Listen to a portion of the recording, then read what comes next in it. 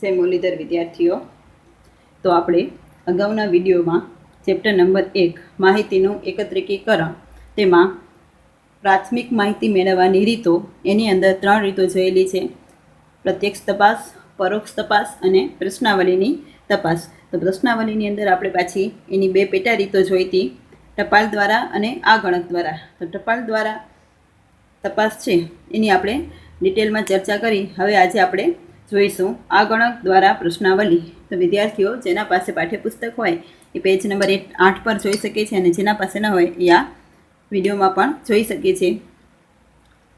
આ રીતમાં આ ગણકો પોતે ઉત્તરદાતાને રૂબરૂ મળે છે અને પ્રશ્નોના જવાબ મેળવે છે.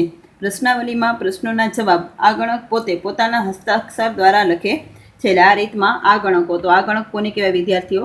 કે જે એક્સપર્ટ વ્યક્તિ હોય, તપાસ માટે જે વ્યક્તિઓ કામ કરતી હોય એવી વ્યક્તિઓને આપણે રાખીએ તો એ વ્યક્તિઓ આપણા માટે આ કામ કરી શકે. તો આ ગણકો એને કહેવાય કે જે નિષ્ણાત વ્યક્તિઓ છે પ્રશ્નાવલીની તૈયાર કરવા માટે. તો આ ગણકો છે એ શું કરે કે આપણને જેના પાસેથી માહિતી મેળવવાની છે એને જઈને રૂબરૂ મળશે અને પોતે એને પ્રશ્ન પૂછી અને જે સામેવાળી વ્યક્તિ જવાબ આપશે એ જવાબ છે એ પોતાના હાથે લખશે. તો આ રીતે આ ગણક દ્વારા પ્રશ્નાવલીની રીત કહેવાય. તો એ ઉત્તરદાતાને પોતે પ્રશ્નાવલી લઈ જશે અને રૂબરૂ મળી અને જવાબો ભરીને આવશે. તો હવે આપણે એના જોઈએ લાભ. તો પહેલો લાભ છે યોગ્ય આ ગણકોની પસંદગી કરીને ઉત્તરદાતા પાસેથી પૂરી, સાચી અને વધારે યોગ્ય માહિતી મેળવી શકાય છે. તો આપણે જો આ ગણકોની સારી એવી પસંદગી કરી હોય અને એ નિષ્ણાત હોય તો એ ઉત્તરદાતા પાસેથી, એટલે કે આપણને જેના પાસેથી માહિતી મેળવવાની છે એના પાસેથી પૂરેપૂરી માહિતી મેળવી શકશે અને સાચી અને વધારે યોગ્ય એવી માહિતી છે મેળવી શકશે.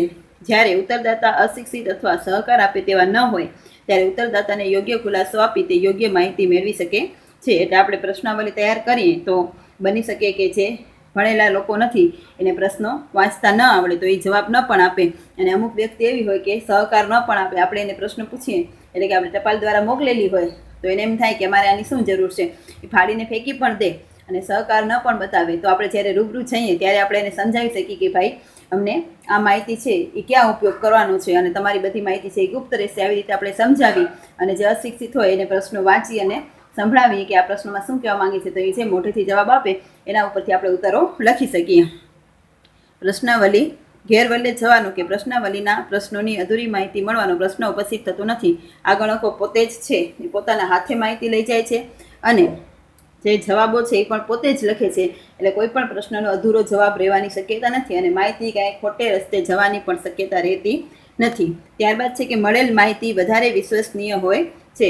એટલે કે આપણે જે પણ માહિતી મળે છે આ ગણક પોતાના હાથે લખીને આવે છે એટલે જે પણ માહિતી છે એ વિશ્વાસ મૂકી શકાય એવી હોય છે. તો આ છે એના 4 લાભ. ત્યારબાદ છે ગેરલાભ. કેટલીક વખત પૂરતા પ્રમાણમાં નિષ્ણાત આ ગણકો મેળવવાનું એકદમ મુશ્કેલ બની જાય છે. એટલે અમુક વખત એવું થાય કે આવી નિષ્ણાત વ્યક્તિઓ ઓછા ખર્ચે મળવી પણ મુશ્કેલ હોય છે, તો એ કામ છે એ અઘરું થઈ પડે. મોટી સંખ્યામાં નિમાયેલ આ ગણકોને લીધે તેમને ચૂકવવામાં આવતું મહેનતાણું તપાસના કુલ ખર્ચમાં વધારો કરે છે. એટલે ઘણી વખત આપણું તપાસનું ક્ષેત્ર મોટું હોય તો આપણે ધારો કે આપણે ગુજરાત રાજ્ય જ લઈ જઈએ તો ગુજરાત રાજ્યની અંદર જેટલા જિલ્લા છે એ બધા જિલ્લામાં આપણે તપાસ કરવી હોય તો એટલા આપણે આ ગણકો જોઈએ. કેમ કે દરેક જિલ્લામાં એકને મોકલીએ તો એ પોસિબલ નથી. તો આપણે બધા જિલ્લામાં એક આ ગણકો મોકલીએ તો એટલા બધા આ ગણકો રાખવા અને એને આપણે પગાર આપવો એટલે કે એને મહેનતાણું આપવું તો એ ખર્ચ છે એ વધી જશે. ત્યારબાદ છે તપાસ માટેના બિન તાલીમબદ્ધ આ ગણકોને તાલીમ આપવાનું કાર્ય ખૂબ જ મુશ્કેલીભર્યું છે. વળી તાલીમ મેળવ્યા બાદ તેઓ કુશળતાપૂર્વક, પ્રમાણિકતાપૂર્વક અથવા કાર્યદક્ષતાપૂર્વક કામ કરશે તેવું માનું લેવું વાજબી નથી. તેથી ક્યારેક તેમના દ્વારા મેળવેલ માહિતી શંકાસ્પદ બની જાય છે. એટલે જરૂરી નથી કે આપણને જે નિષ્ણાતો મળે એ કુશળ જ હોય. ઘણી વખત એ તાલીમ પામેલા ન પણ હોય અને ક્યારેક તાલીમ આપીએ તો એ પણ ખર્ચાળ અને મુશ્કેલી એવું બની શકે. તો આવી તાલીમ મેળવ્યા પછી પણ કોઈ કામ કરે યોગ્ય રીતે એ આપણે નક્કી ન કહી શકીએ. કેમ કે તાલીમ મેળવેલી વ્યક્તિઓ પણ ઘણી વખત કામચોરી કરતી હોય, ઘણી વખત અપ્રમાણિક એવું વર્તન કરતી હોય અને કામ કરે જેવું જરૂરી નથી. તેથી ક્યારેક તેમના દ્વારા મળેલ માહિતી કેવી છે, શંકાસ્પદ બની જાય. એટલે એણે પોતાની આળસના કારણે કે કામચોરીના કારણે જો અધૂરી માહિતી ભેગી કરી હોય અથવા તો પોતાની રીતે ઘરે બેસીને જવાબ લખી નાખ્યા હોય તો એવું પણ બની શકે. તો આ માહિતી છે એ શંકાસ્પદ એટલે કે આપણા મનમાં શક ઉપજાવે તેવી પણ હોઈ શકે. જ્યારે ઉત્તરદાતા વિશાળ ક્ષેત્રમાં ફેલાય હોય ત્યારે આ રીત અયોગ્ય બની જાય છે. આ સંજોગોમાં તપાસના ખર્ચ અને સમયમાં વધારો થાય છે. એટલે આપણે હમણાં વાત કરી કે ગુજરાત રાજ્યની અંદર જેટલા જિલ્લા છે એટલા આપણે આ ગણકો નિમીએ તો એ આપણે ખર્ચાળ બની જાય. તો આવી રીતના જ્યારે વિશાળ ક્ષેત્ર હોય ત્યારે આ રીત છે એ ઉપયોગી નથી, કેમ કે તપાસનો ખર્ચે વધી જાય છે અને સમય પણ વધારે માંગી લે છે. પછી છે કે આ ગણકો માહિતી આપનાર સાથે સમયની અનુકૂળતા ગોઠવવી પડે છે, અથવા કેટલીક વખત એક જ ઉત્તરદાતા પાસે 2-3 વખત મુલાકાત લેવી પડે છે. પરિણામે તપાસ નિર્ધારિત સમયમાં પૂરી કરવી શક્ય બનતી નથી. એટલે આ રીતે આપણે પ્રાથમિક માહિતી મેળવવાની બધી રીતો વિશે અભ્યાસ કર્યો. ત્યારબાદ આપણે જોશું માહિતીનો બીજો પ્રકાર, ગૌણ માહિતીના પ્રાપ્તિ સ્થાનો, કે ગૌણ માહિતી આપણે કઈ રીતે મળી શકે. તો ગૌણ માહિતી છે એના માટેના મુખ્ય 2 પ્રાપ્તિ સ્થાનો છે. 2 પ્રાપ્તિ સ્થાનો આપણે જોઈએ કયા કયા છે. એક છે પ્રકાશિત અને બીજું છે બિન પ્રકાશિત. પ્રકાશિત એટલે કે આપણે પ્રકાશનો, આપણે મેગેઝિન છે જોતા હોય, મેગેઝિનમાં બહાર આવતા હોય, અને બિન પ્રકાશિત એટલે સરકારે હજુ સુધી બહાર પાડ્યા હોય નહીં તેવા. તો આપણે જોઈએ કે પ્રકાશિત પ્રાપ્તિ સ્થાનો છે એ કયા કયા છે. તો સૌથી પહેલું છે કે સરકારી પ્રકાશનો, એટલે કે સરકાર જે માહિતીઓ બહાર પાડે છે, વસ્તી ગણતરીની છે કે આંકડાશાસ્ત્રને લગતી છે કે જન્મદર મૃત્યુદર લગતી આ બધી માહિતી છે એ સરકારી પ્રકાશનોમાં હોય છે. તો આપણે જોઈએ લોકોની જાણ માટે કેન્દ્ર સરકાર અને રાજ્ય સરકારના ઘણા બધા એવા સંગઠનો છે કે જેઓ આંકડાકીય માહિતી એકઠી કરે છે અને તેમના તારણો પ્રકાશિત કરે છે. એટલે કે બધી માહિતી ભેગી કરી અને એના ઉપરથી શું નિર્ણય આવ્યો એ પ્રકાશિત કરતી હોય અમુક સંસ્થાઓ છે સરકારી હોય. કેટલાક સરકારી પ્રકાશનો નિયમિત રીતે અને નિયત સમયે માહિતી પૂરી પાડે છે. એટલે અમુક નક્કી જ હોય પ્રકાશનો કે દર 15 દિવસે આવે કે દર 20 દિવસે આવે. તો અમુક મેગેઝિનો તમે લેતા હશો તો તમને ખ્યાલ હશે કે દર 15 દિવસે અમુક આવતા હોય, દર 20 દિવસે પેપર સાથે જે મેગેઝિનો આવતા હોય, ચિત્રકલા ને એ બધું. તો આ રીતે દાખલા તરીકે કેન્દ્રીય આંકડાશાસ્ત્રીય સંગઠન, સેન્ટ્રલ સ્ટેટિસ્ટિકલ ઓર્ગેનાઇઝેશન, CSO. તો આનું ફૂલ ફોર્મ વિદ્યાર્થીઓ પૂછાઈ શકે કે CSO નું ફૂલ ફોર્મ શું છે? સેન્ટ્રલ સ્ટેટિસ્ટિકલ ઓર્ગેનાઇઝેશન, અને ગુજરાતીમાં કેન્દ્રીય આંકડાકીય સંગઠન. ત્યારબાદ છે રાષ્ટ્રીય નિદર્શ તપાસ સંગઠન, નેશનલ સેમ્પલ સર્વે ઓર્ગેનાઇઝેશન, NSSO. આ બધા જે છે એ સરકારી સંગઠનો છે. ભારતના વસ્તી નિયામક અને રજિસ્ટ્રાર જનરલની કચેરી, એટલે ત્યાંથી આપણે વસ્તીને લગતી માહિતી મળી શકે છે. વસ્તી ગણતરીમાં માહિતી ભેગી થાય એ બધી ત્યાંથી આપણે મળી શકે છે. ખેતીવાડી સંશોધનની ભારતીય કારોબારી, Indian council of agriculture research, એટલે ખેતીને લગતી કાંઈ પણ માહિતી જોઈતી હોય તો આ સંસ્થા જે છે ICAR એના પાસેથી મળી શકે. પછી છે statistical abstract of Gujarat state, statical outline Gujarat state, socio economic review Gujarat state. આ બધા જે સંગઠનો છે એ બધા સંગઠનોમાંથી આપણે વિવિધ પ્રકારની માહિતીઓ મળી શકે. આવા સરકારી સંગઠનો દ્વારા પ્રકાશિત થયેલ માહિતીમાંથી જથ્થાબંધ ભાવનો સૂચકાંક, આયાત નિકાસના આંકડા, જન્મ મરણના આંકડા, કૃષિ વિષયક આંકડા, વસ્તી ગણતરીના પરિબળોને લગતી માહિતી મેળવી શકાય છે. તો ઉપર જ મેં કહ્યું એમ કે આપણે જન્મદર મૃત્યુદર જે છે, વસ્તી ગણતરીના જે આંકડા છે, આયાત નિકાસ, આપણે કઈ વસ્તુની કેટલી આયાત કરી, કઈ વસ્તુની કેટલી નિકાસ કરી, બધી જ માહિતી છે આ સરકારી સંગઠનો પાસેથી મળી શકે છે. ત્યારબાદ બીજું એનું પ્રાપ્તિ સ્થાન છે અર્ધ સરકારી પ્રકાશનો. અર્ધ સરકારી એટલે કે અડધી સરકારની હોય અને અડધી પ્રાઇવેટ હોય. જેવી કે જીવન વીમા નિગમ એટલે કે LIC, લાઈફ ઇન્સ્યોરન્સ કોર્પોરેશન. તો આ જે છે જીવન વીમા નિગમ, એના ઉપરથી વીમા ઉપર માહિતી ખ્યાલ આવે કે કઈ વ્યક્તિએ કયો પ્રકારનો વીમો ઉતરાયો, આવી બધી ડિટેલ. રાજ્ય વિદ્યુત બોર્ડ એટલે કે વીજળી અંગે વગેરે તરફથી નિયમિત રીતે વિવિધ અગત્યની માહિતીનું પ્રકાશન થતું રહે છે. એટલે કે દેશમાં કેટલી વીજળી વપરાણી, આ બધી માહિતી છે એ લોકો પ્રકાશિત કરે છે. ત્યારબાદ ત્રીજું છે આંતરરાષ્ટ્રીય પ્રકાશનો, એટલે કે આપણે જે વિદેશની માહિતી છે તો એ વિદેશની માહિતી છે આંતરરાષ્ટ્રીય પ્રકાશનોમાંથી મળી શકે. આંતરરાષ્ટ્રીય સંગઠનો જેવા કે યુનાઇટેડ નેશન ઓર્ગેનાઇઝેશન, એટલે કે યુનાઇટેડ નેશન ઓર્ગેનાઇઝેશનનું શોર્ટ ફોર્મ છે UNO. ત્યારબાદ છે આંતરરાષ્ટ્રીય નાણાં ભંડોળ, એટલે ઇન્ટરનેશનલ મોનેટરી ફંડ IMF. આંતરરાષ્ટ્રીય મજૂર સંગઠન, ઇન્ટરનેશનલ લેબર ઓર્ગેનાઇઝેશન, એટલે કે ILO દ્વારા અગત્યની માહિતી પ્રકાશિત કરવામાં આવે છે. તો આ બધા જે સંગઠનો છે એ આંતરરાષ્ટ્રીય પ્રકાશનો છે, અને એના ઉપરથી આપણે વિદેશની માહિતી જે છે એ મળી શકે કે વિદેશમાં કેટલા મજદૂરો છે, કેટલા રૂપિયા છે. તો આ બધી માહિતી છે આપણે આંતરરાષ્ટ્રીય પ્રકાશનો ઉપરથી જાણી શકીએ. ત્યારબાદ ચોથું છે સંશોધક સંસ્થાના અહેવાલો. તો સંશોધન સંસ્થા જેવી કે Ahmedabad textile industries research association, એટલે જે કાપડને લગતા જે સંશોધનો કરે તો એ અતીરા, શોર્ટ ફોર્મ છે ATIRA. Ahmedabad textile industries research association, તો આ જે કાપડનું સંશોધન કરે છે એવી સંસ્થા છે. પછી ફિઝિકલ રિસર્ચ લેબોરેટરી PRL અમદાવાદમાં છે. ત્યારબાદ salt and marine research laboratory ભાવનગરની અંદર ઇન્સ્ટિટ્યૂટ ઓફ ઇકોનોમિક ગ્રોથ એટલે IEG institute of economic growth એ છે દિલ્હીમાં. National council of applied economic research national council of applied economic research એ છે દિલ્હીની અંદર, અને પોતાના જે પ્રકાશનો છે એ બધા બારે પાડે છે. તો આ બધી સંસ્થાઓ છે એ કેવી છે? સંશોધક સંસ્થા, એટલે કે પોતાના ક્ષેત્રમાં કંઈક ને કંઈક નવું સંશોધન કરતા હોય. તો એ બધું નવું સંશોધન છે એ આપણે જેના વિશે જાણવું હોય એની સંસ્થાનો આપણે સંપર્ક કરીએ. ધારો કે કાપડ વિશે જાણવું હોય તો અતિરાનો સંપર્ક કરવાનો, લેબોરેટરી વિશે કંઈ જાણવું હોય તો PRLનો સંપર્ક કરવાનો. આવી રીતના આપણે ઇકોનોમિક વિશે જાણવું હોય તો IEGનો સંપર્ક કરવાનો. તો ત્યાંથી આપણને બધી માહિતી છે મળી શકે. ત્યારબાદ પાંચમું છે સ્થાનિક સ્વરાજની સંસ્થાઓ અને સ્વાયત્ત સંસ્થાઓ, નગરપાલિકા, જિલ્લા પંચાયત, એગ્રીકલ્ચર યુનિવર્સિટી તેના વાર્ષિક અહેવાલો પ્રકાશિત કરે છે. એટલે જે નગરપાલિકા હોય કે જિલ્લા પંચાયત હોય કે અમુક યુનિવર્સિટી હોય અથવા તો સ્થાનિક સ્વરાજની બધી સંસ્થાઓ હોય કે નગરપાલિકા, મહાનગરપાલિકા, તો આ બધે છે એ પોતાના વાર્ષિક અહેવાલો તૈયાર કરે. એટલે કે વાર્ષિક એટલે આખા વર્ષની એની માહિતી છે એ પછી બહાર પાડતા હોય. તો એના ઉપરથી આપણે માહિતી મળી શકે અમુક સંસ્થાઓની કે નગરપાલિકાની કે યુનિવર્સિટીની. ત્યારબાદ છે વ્યાપારી અને વ્યવસાયિક સંસ્થાના પ્રકાશનો. એટલે વેપાર સંસ્થાને લગતી આપણે કોઈ પણ માહિતી જોઈતી હોય તો અહીંયા નીચે સંસ્થાઓના નામ આપ્યા છે, એના પરથી આપણને મળી શકે. કે federation of Indian chambers of commerce and industries દ્વારા પ્રકાશિત થતું જનરલ ઇકોનોમિક ટ્રેન્ડ, એટલે કે ઇકોનોમીનો કેવો ટ્રેન્ડ છે એ આપણને ખ્યાલ આવી શકે. ઇન્સ્ટિટ્યૂટ ઓફ ચાર્ટર્ડ એકાઉન્ટન્ટ દ્વારા પ્રકાશિત થતું જર્નલ ધ ચાર્ટર્ડ એકાઉન્ટન્ટ, એટલે કે નામાને લગતી અકાઉન્ટને લગતી કોઈ પણ માહિતી જોઈતી હોય તો આપણે અહીંયાથી મળી શકે. ઇન્સ્ટિટ્યૂટ ઓફ ફોરેન ટ્રેડ દ્વારા પ્રકાશિત થતું જનરલ ટ્રેડ રિવ્યૂ, કે વેપારના રિવ્યૂ એ ફોરેન માટે કેવા છે. તો આ બધી આપણે માહિતી છે વ્યવસાયિક સંસ્થાઓને લગતી આ સંસ્થાઓ પાસેથી મળી શકે. ત્યારબાદ છે વર્તમાનપત્ર અને સામયિકો.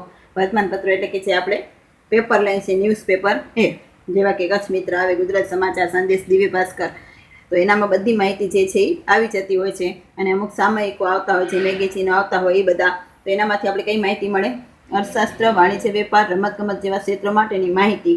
Economic and political weekly, commerce, business today, financial express જેવા જુદા જુદા વર્તમાનપત્રો અને સામયિકોમાંથી મેળવી શકાય છે. આ પણ ગૌણ માહિતી માટેના અગત્યના પ્રાપ્તિ સ્થાન છે. એટલે કે આ જે ન્યૂઝપેપર એ છે પણ એ પણ એક મહત્વના પ્રાપ્તિ સ્થાન છે, કેમ કે ન્યૂઝપેપરની અંદર તો રોજ રોજની અપડેટ આવી જ જતી હોય. એટલે બધા સમાચારો છે આપણે ત્યાંથી મળી શકીએ અને આપણે ગૌણ માહિતી તરીકે તેનો ઉપયોગ કરી શકીએ. ત્યારબાદ આપણે જોશું બિન પ્રકાશિત પ્રાપ્તિ સ્થાનમાંથી મળતી ગૌણ માહિતી. તો અમુક માહિતી એવી હોય કે જે સરકાર પ્રકાશિત ન કરતી હોય, પરંતુ આપણે જો જરૂર હોય તો એની માહિતી છે આપણે મેળવી શકીએ. ધારો કે અમુક કંપનીવાળા છે તો પોતાના કામદારની માહિતી કંઈ પ્રકાશિત નહીં કરે, પણ આપણને જો એ કામદારની માહિતીની જરૂર હોય તો આપણે એના પાસે જઈ અને મેળવી શકીએ. તો એને કહેવાય બિન પ્રકાશિત પ્રાપ્તિ સ્થાનમાંથી મળતી ગૌણ માહિતી. તો આપણે જોઈએ સંસ્થાઓ દ્વારા કેટલીક આંકડાકીય માહિતી પ્રકાશિત થયેલી હોતી નથી, પરંતુ વિનંતી કરીને ખાનગી અને જાહેર સંગઠનો દ્વારા પોતાના સંદર્ભ માટે તૈયાર કરેલ બિન પ્રકાશિત આંતરિક અહેવાલમાંથી માહિતી મેળવી શકાય છે. એટલે કે અમુક સંસ્થાઓ છે જે પોતે તૈયાર કરે અહેવાલ પોતાની જાણ માટે, પણ એ બહાર ન પાડે તો એને બિન પ્રકાશિત માહિતી કહેવાય. દાખલા તરીકે કામદારોનો પગાર, તેઓ કેટલા સમયથી નોકરી કરે છે, તેમનું શૈક્ષણિક સ્તર, ખાનગી અને જાહેર ક્ષેત્રની કંપનીઓમાં મ્યુચ્યુઅલ ફંડ દ્વારા થતું રોકાણ, જુદી જુદી યુનિવર્સિટીના PhD મહાનિબંધ વિશેની માહિતી વગેરે. તો જે યુનિવર્સિટીઓ છે તો એ PhDનું કાંઈ આખું નામ ને કોણે કયા વિષય ઉપર PhD કરી એવું કોઈ અહેવાલ બહાર નહીં પાડે, પણ આપણને જ્યારે માહિતી જોઈતી હોય તો એના પાસે એક રિપોર્ટ તો હશે જ. તો એ રિપોર્ટ એ આપણને આપી શકે. પછી ક્યાંય કોઈ સ્કૂલ હોય કે ગમે તે કંપની હોય એમાં બધા કર્મચારીઓ કામ કરતા હોય તો કોણ કેટલા વર્ષથી કામ કરે છે, કોનો કેટલો પગાર છે, એ બધી ડિટેલ જોઈતી હોય તો આપણે ત્યાં જઈને મેળવી શકીએ. પણ એ આ બધી માહિતી છે એ બહાર પાડશે નહીં. આ રીતે આપણે ગૌણ માહિતીના બે પ્રાપ્તિ સ્થાનો સમજ્યા, પ્રકાશિત અને બિન પ્રકાશિત. અને એની અંદર ડિટેલમાં પ્રકાશિત પ્રાપ્તિ સ્થાનો કયા છે એ પણ આપણે જોયું. તો હવે આપણે જોઈએ કે એ ગૌણ માહિતીનો આપણે પ્રકાશિત પ્રાપ્તિ સ્થાનોમાંથી મળે કે બિન પ્રકાશિતમાંથી મળે એનો ઉપયોગ આપણે કઈ રીતે કરીએ અને એનામાં શું સાવચેતી રાખવાની જરૂર છે. ગૌણ માહિતીના ઉપયોગ દરમિયાન રાખવી જોઈતી સાવચેતીઓ. તો આપણે આવી માહિતીનો જ્યારે ઉપયોગ કરીએ છીએ, કેમ કે આપણા દ્વારા મેળવેલી નથી એટલે એટલી વિશ્વસનીય નથી, તો આપણે કઈ કઈ બાબતો ખ્યાલમાં રાખીશું એ જોઈએ. તો પહેલી છે કે ગૌણ માહિતીનો ઉપયોગ કરતા પહેલા માહિતી કોણે મેળવી છે, ક્યાંથી માહિતી મેળવેલ છે એ ખાસ જોવું જોઈએ. એટલે કે અધિકૃત કોઈ વ્યક્તિ કે સંસ્થાએ માહિતી મેળવી હોય તો એ થોડી વિશ્વાસપાત્ર હોય, બાકી અમુક કોઈ સામાન્ય વ્યક્તિઓએ મેળવેલી હોય તો એ વિશ્વાસપાત્ર ન પણ હોય. એટલે કે માહિતી આપણે ક્યાંથી મેળવી છે અને કોણે મેળવી છે એ પહેલે તપાસ કરવી જોઈએ. ખાનગી સંસ્થા દ્વારા તૈયાર કરાયેલ અહેવાલમાંથી લેવાયેલ માહિતી ઓછી વિશ્વસનીય હોય છે. એટલે જે પ્રાઇવેટવાળા છે એ પોતપોતાના પૂર્વગ્રહ અનુસાર અને પોતપોતાના ફાયદા અનુસાર માહિતી ભેગી કરતા હોય તો એવી માહિતી જ્યારે આપણે ઉપયોગ કરીએ તો એ ઓછી વિશ્વસનીય હોય. એટલે એ માહિતી છે એ પહેલે તપાસ કરી લેવી જોઈએ કે ક્યાંથી મળી છે, કેવી રીતના મળી છે અને સાચી છે કે ખોટી છે. કારણ કે ખાનગી સંસ્થાઓ પોતપોતાના પૂર્વગ્રહ અને વિચારસરણી અનુસાર માહિતી એકત્રિત કરતી હોય છે. એટલે ઘણી વખત એવું થાય કે આપણે કંપનીમાં કામદારની માહિતી માંગીએ તો એ કામદારની ખોટી માહિતી પણ આપે કે આપણે એમ કહીએ કે એને આટલો પગાર છે કે એને આટલો, પણ એ પોતાની રીતે પગાર ખોટો પણ દર્શાવી શકે. અમુક વ્યક્તિ અને અનુભવના વર્ષ છે એ પણ ખોટા દર્શાવી શકે. તો આવી રીતના ખોટી માહિતી પણ હોઈ શકે.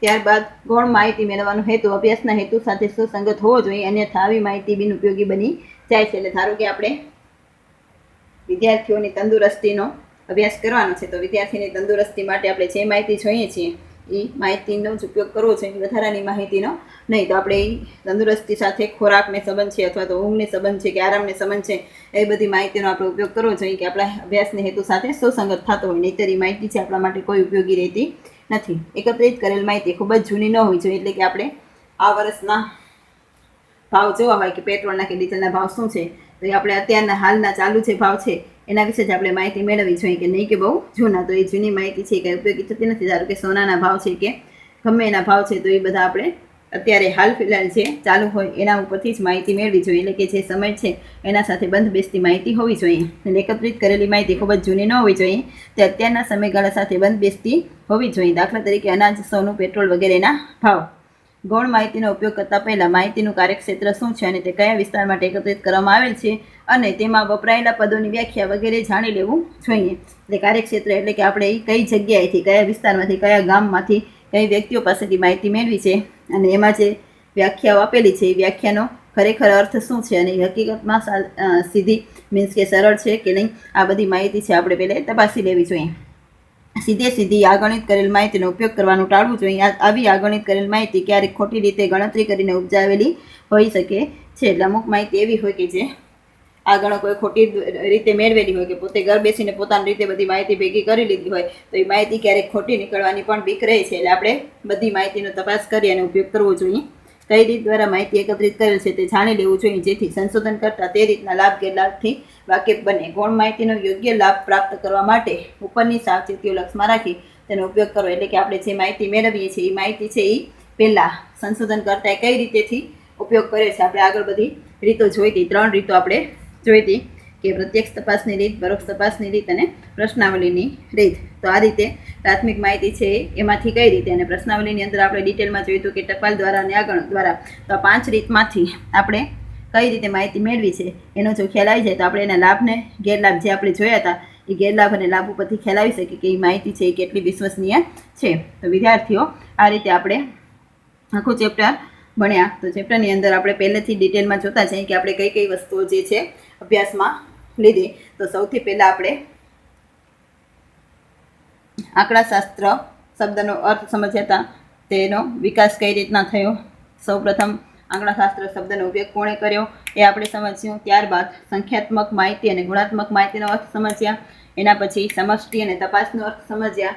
ત્યારબાદ આપણે માહિતી એકત્રિત કરવાની રીત સમજ્યા કે માહિતી કોને કહેવાય, એના 2 પ્રકારો જે છે એ તો પ્રાથમિક માહિતી અને ગૌણ માહિતી. તો પ્રાથમિક માહિતી આપણે એકત્રિત કરવાની બધી રીતો જોઈ, જેવી કે પ્રત્યક્ષ તપાસ, પરોક્ષ તપાસ, એના પછી પ્રશ્નાવલીની રીત. પ્રશ્નાવલીની રીતની અંદર પાછા એના 2 પેટા પ્રકાર કયા કયા વિદ્યાર્થીઓ તમને યાદ હોય તો કયો? આગણક દ્વારા અને ટપાલ દ્વારા. પછી આદર્શ પ્રશ્નાવલી કઈ રીતે આપણે તૈયાર કરી શકીએ, આ બધી રીતના અર્થ, એના લાભ, એની મર્યાદાઓ જોઈ. ત્યારબાદ આપણે જોયું કે ગૌણ માહિતીના પ્રાપ્તિ સ્થાનો. તો ગૌણ માહિતીના પ્રાપ્તિ સ્થાનોમાં આપણે 2 પ્રાપ્તિ સ્થાનો જોયા, પ્રકાશિત અને બિન પ્રકાશિત. પ્રકાશિતની અંદર પાછળ આપણે એના કુલ 7 પેટા પ્રકારો જોયા અલગ અલગ રીતે. પછી ત્યારબાદ આપણે સૌથી છેલ્લે સમજીએ કે ગૌણ માહિતી છે તો આપણે એનો ઉપયોગ કરીએ છીએ તો એમાં કઈ કઈ સાવચેતીઓ રાખવી જરૂરી છે. તો આ બધા ટોપિક છે વિદ્યાર્થીઓ એ કે ભૂલાઈ ન જાય એના માટે મેં બધા પોઈન્ટ છે યાદ કરાવી દીધા છે. તો તમે હવે તમારી રીતે રિવિઝન કરજો, મીન્સ કે બધું યાદ રાખવા કોશિશ કરજો. અને આ પાઠ જે થિયરીનો છે એટલે તમારે થિયરી છે એ ફરજિયાત યાદ રાખવી પડશે. તો આ રીતે આપણે ચેપ્ટર નંબર 1 છે અહીંયા પૂર્ણ કરીએ છીએ. અસ્તુ.